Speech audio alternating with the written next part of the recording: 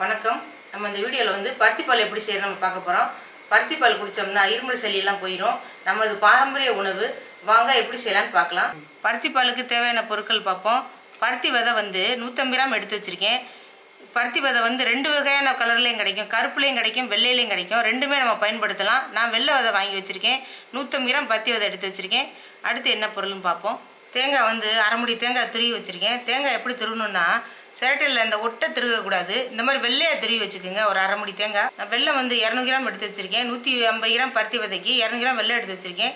உங்களுக்கு இனிப்பு எவ்வளோ தேவையோ அது கொஞ்சம் சேர்த்து வேணால் எடுத்துக்கோங்க. ஒரு கைப்பிடி அளவு பச்சரிசி எடுத்துக்கோங்க. இப்போ நம்ம வந்து ஒரு சின்ன சுக்கு வந்து எடுத்து வச்சுருக்கோம். ஒரு சின்ன அளவு ஒரு 10 ஏலக்காய் எடுத்து வச்சுருக்கோம். மிளகு வந்து ஒரு 10 மிளகு எடுத்து வச்சுருக்கோம். நீங்கள் இதில் சித்திரத்தை கூட சேர்த்துக்கலாம். பருத்தி விதை நம்ம 150 கிராம் எடுத்து வச்சோம்ல, அதை வந்து நம்ம தண்ணியில் போட்டு நல்லா கழுவிடணும். அது அடுத்தடுத்து கழுவுனீங்கன்னா நல்லா கலராக வரும். கழுவிட்டு நல்லா வெள்ளையாக வர வரைக்கும் கழுவி ஊற வச்சுருங்க. 10 மணி நேரம் ஊறணும். 10 மணி நேரம் ஊறின விதைகள் எப்படி இருக்குது பாருங்கள். நல்லா ஊறி இந்த மாதிரி தண்ணி தெளிவாக இருக்குது. இங்கே பாருங்கள், பருத்தி விதைகளும் நல்லா ஊறி நல்லா நசுங்கி வருது பாருங்கள். இந்த மாதிரி எடுத்து வச்சுக்கோங்க. இப்போ பருத்தி பாலுக்கு வந்து ஒரு கைப்பிடி அளவு மாவு பச்சரிசி எடுத்து வச்சுருக்கோம். அந்த மாவு பச்சரிசி 2 மணி நேரத்துக்கு முன்னாடி ஊற வச்சுக்கோங்க. இப்போ நம்ம பருத்தி பாலை வந்து நம்ம ஊற வச்சுருக்கோம்ல, அதை வந்து மிக்சியில் நம்ம சேர்த்துடலாம். சேர்த்து நல்லா வந்து நைஸாக அரைச்சிட்டு வந்துடுங்க. அரைச்சிட்டு வந்து ஃபில்ட்ரு பண்ணணும். இப்போ மிக்சியில் எடுத்து போடுவோம்.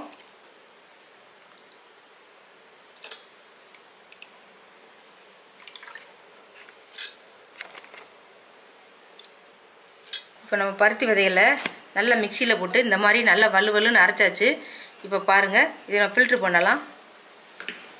இந்த சல்லடையில் போட்டு ஃபில்ட்ரு பண்ணணும்.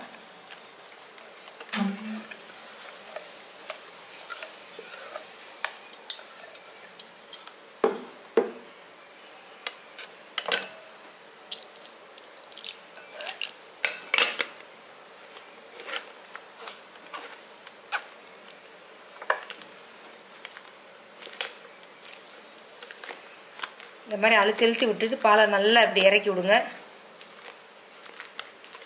கொஞ்சம் தண்ணி ஊற்றி இந்த பால் கம்ப்ளீட்டாக நல்லா புழிஞ்சு எடுத்துடணும். சில பேர் புழிஞ்சிட்டு 2வது தடவை மிக்சியில் போட்டு அரைப்பாங்க.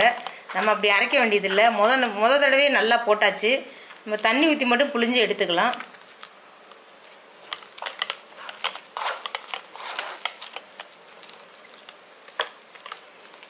பருத்தி விதை வந்து உடம்புக்கு ரொம்ப நல்லது.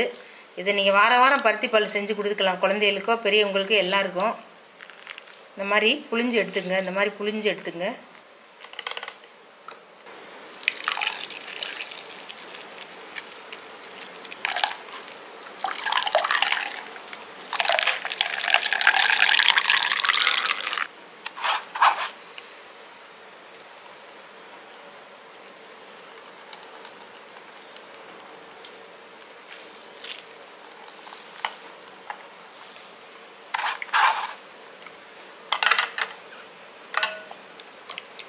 இப்போ திரும்ப வந்து மிக்ஸி ஜாருக்கு மாற்றி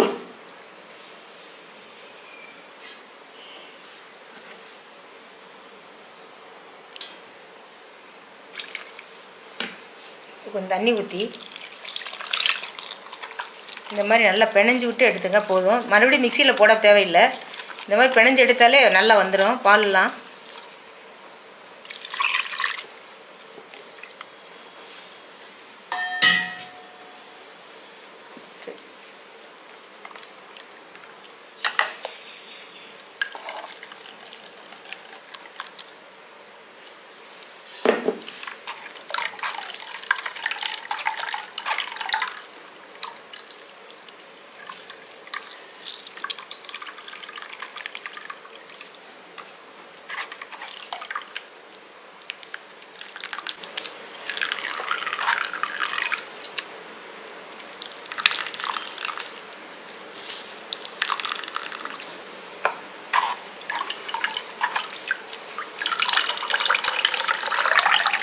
இப்போ நம்ம வந்து பருத்தி விதைகளை வந்து இப்படி பால் எடுத்து வச்சுருக்கோம். இதை வந்து நம்ம இப்படியே பயன்படுத்தக்கூடாது. இதில் எப்படினாலும் இன்னும் கொஞ்சம் தோல்களாக இருக்கும். அது வாயில் தட்டுப்பிடிச்சுன்னா அது ஒரு மாதிரியாக இருக்கும். இது மறுபடியும் ஒருக்கா ஃபில்ட்ரு பண்ணிக்கலாம். இது நைஸ் ஃபில்ட்ரு. அதனால் இன்னொரு தடவை நான் ஃபில்ட்ரு பண்ணிக்கிறேன்.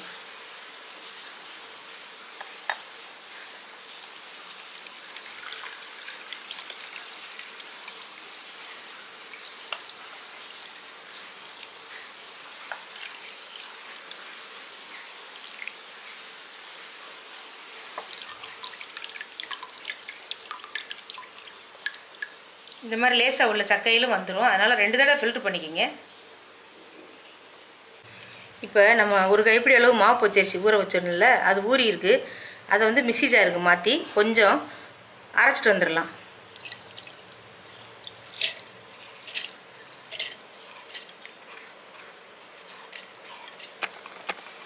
இப்போ நம்ம அரிசியை அரைச்சிட்டு வந்துட்டோம். இங்கே பாருங்கள், இந்த அளவுக்கு இருக்குது. இதில் வந்து நம்ம ஏலக்காய் ஒரு 10 ஏலக்காய் எடுத்து வச்சோம்ல, இந்த 10 ஏலக்காயை இதிலே போட்டுடலாம். இந்த அரிசியிலே போட்டுருங்க.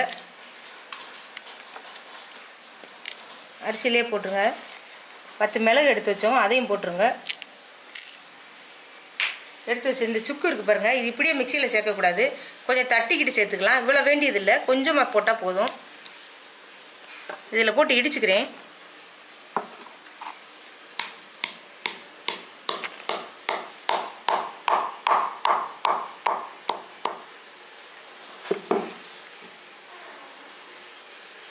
இந்த மாதிரி இடித்து சேர்த்துக்கலாம். இது எல்லாமே சேர்த்து நம்ம அரைச்சிக்கலாம். இந்த மாதிரி அரிசி பச்சரிசி மாவு சேர்க்கறதுனால பருத்தி பால் வந்து கொஞ்சம் நல்லா கெட்டித்தன்மையாக இருக்கும். போட்டு மறுபடியும் கொஞ்சம் ஃபில்ட்ரு பண்ணிக்கிறோம். வாயில் தட்டுப்பட்டுச்சுன்னா கொஞ்சம் ஒரு மாதிரி இருக்கும். அதனால் சேர்த்து அரைச்சிட்டு ஃபில்ட்ரு பண்ணிக்கலாம். இது ஃபில்டரில் ஊற்றிக்கலாம்.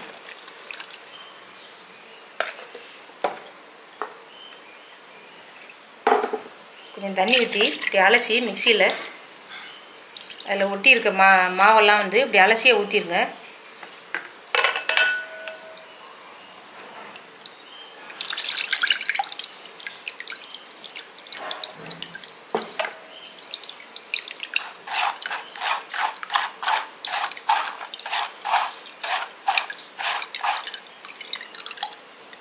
இப்போ பருத்தி பால் செய்கிறதுக்கு இந்த மாதிரி ஒரு அடிகனமான பாத்திரம் எடுத்துங்க. நான் குக்கர் எடுத்து வச்சுருக்கேன். இந்த குக்கரில் வந்து நம்ம பருத்தி விதைகளை வந்து பால் எடுத்து வச்சுருக்கோம்ல, அதை ஊற்றிக்கலாம்.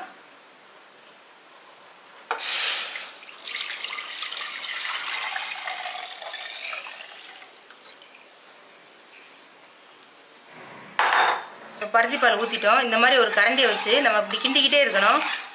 பொங்குற வரைக்கும் இப்படியே கிண்டிக்கிட்டே இருக்கணும்.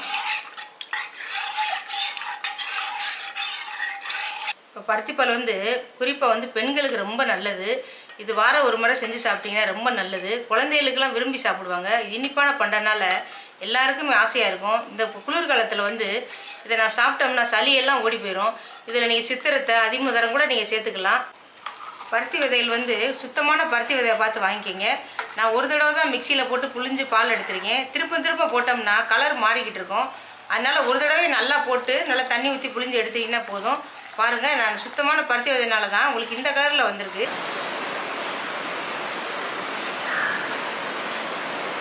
பால் நல்லா பொங்கி கொதிச்சுட்டு வந்துக்கிட்டு இருக்கு. இப்போ நம்ம அந்த அரிசி மாவை வந்து அரைச்சி வச்சுருக்கோம்ல, அரிசி பாலை அந்த சேர்த்துடலாம்.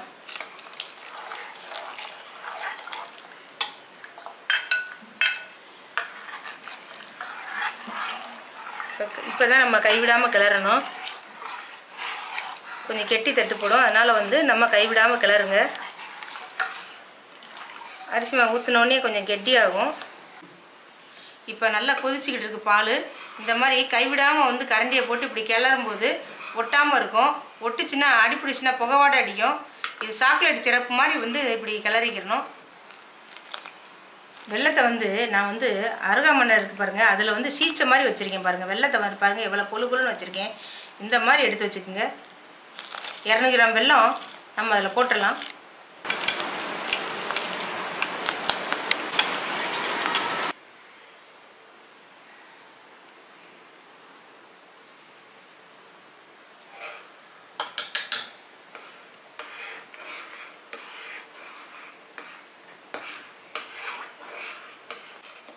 பருத்திப்பால் வந்து ரொம்ப வாசமாக இருக்குது பாருங்கள், ரொம்ப வாசமாக இருக்குது. இப்போ தேங்காய் பூ போட்டோம்னா பாருங்களேன் எவ்வளோ அழகாக வந்திருக்கு பாருங்கள்.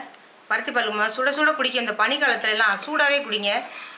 நல்லா சுட சுட குடிக்கும்போது ரொம்ப நல்லாயிருக்கும். தேங்காய் பூ இன்னும் கொஞ்சம் போட்டுக்கிறேன்.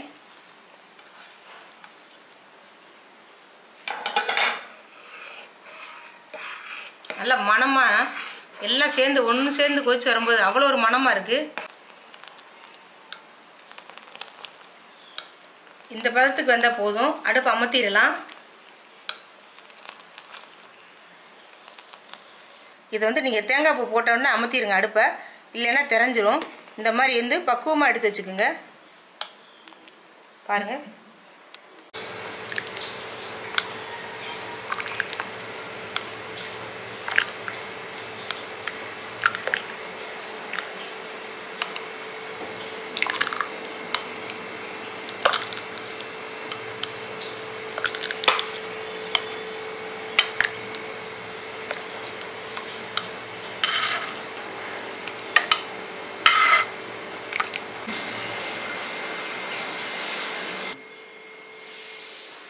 இப்போ நம்ம பருத்திப்பால் வந்து நம்ம சூப்பராக பண்ணிட்டோம். அருமையாக இருக்குது வந்திருக்கு பருத்திப்பால். இதே மாதிரி நீங்கள் வீட்டில் செஞ்சு கொடுங்க. நம்ம சேனலில் வந்து சுக்குமல்லி காப்பி போட்டிருக்கோம், பசுமஞ்சள் பால் போட்டிருக்கோம். அதே மாதிரி பாருங்கள். இந்த கிளைமேட்டுக்கு வந்து நீங்கள் அந்த மாதிரி பண்ணி சாப்பிடுங்க. ரொம்ப சூப்பராக இருக்கும். நம்ம சேனலை சப்ஸ்கிரைப் பண்ணுங்கள்.